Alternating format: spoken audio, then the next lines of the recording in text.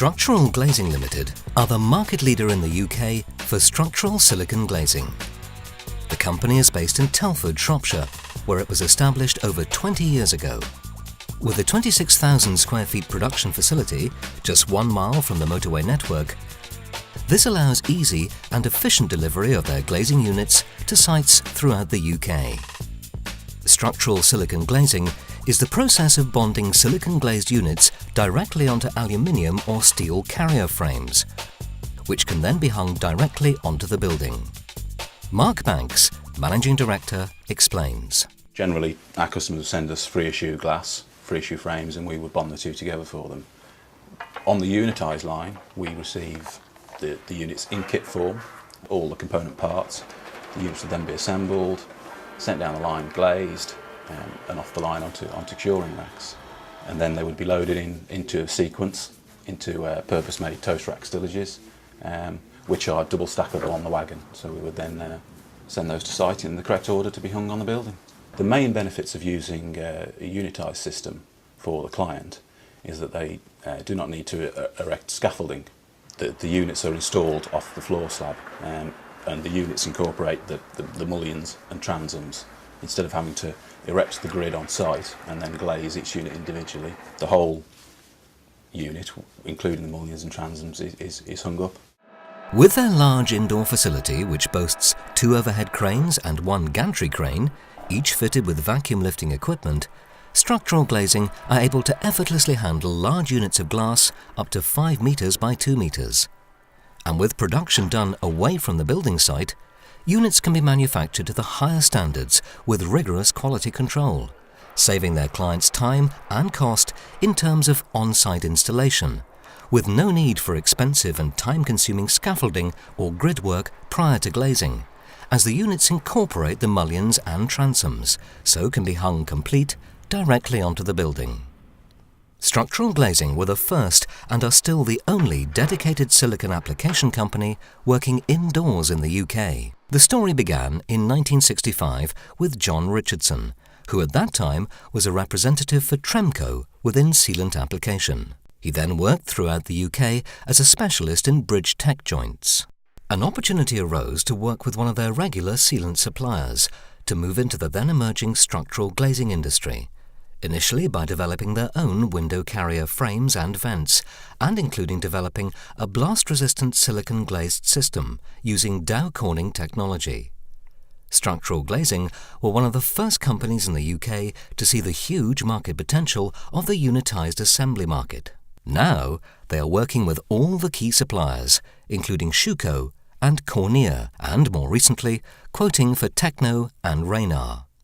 In 1986, one of our larger customers approached us and asked us if we would like to be involved with them in structural glazing contracts. This process was brand new in the UK at that time, and as they said, they had the design expertise and the window expertise, but to make a success of this market they felt they needed someone to assemble the units who had the silicone expertise, which with our, at that time, 15 years experience of sealant application, they felt we could manage. So it was a bit of a rush, but we managed to find an empty factory in Telford here, and I had some regular sealant applicators living near here at that time.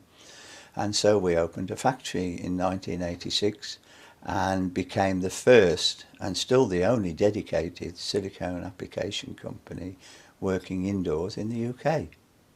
Structural Glazing have also launched their new full fabrication facility, allowing them to machine and manufacture frames within their premises from stock lengths of aluminium and bond onto the customer's glass.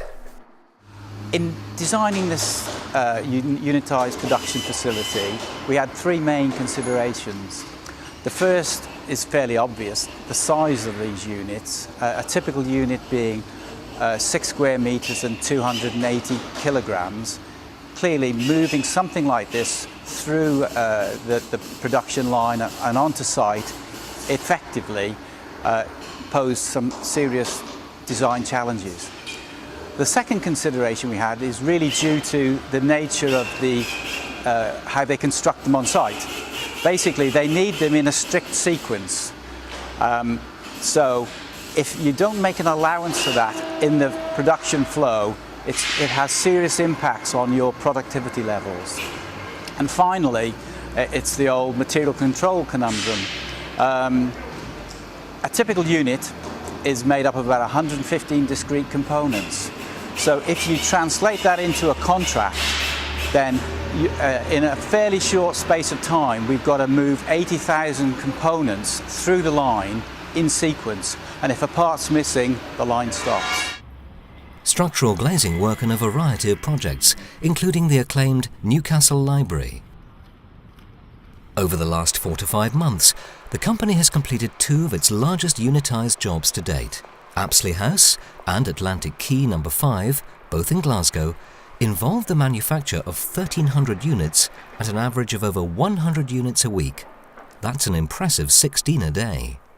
The company has also developed its own unique delivery method of double stacking their lorries to just under the permitted UK haulage heights to reduce transport costs. And this is Atlantic Quay No. 5 in Glasgow, a contract recently completed for Charles Henshaw's and Sons in Edinburgh. The project consists of 783 Cornier AA201 unitised panels, each one assembled, bonded and glazed and delivered in sequence for fast and efficient installation on site. Now that the unitised market has established itself, structural glazing are and have been for many years the market leader in the fabrication, assembly and bonding of units in the UK.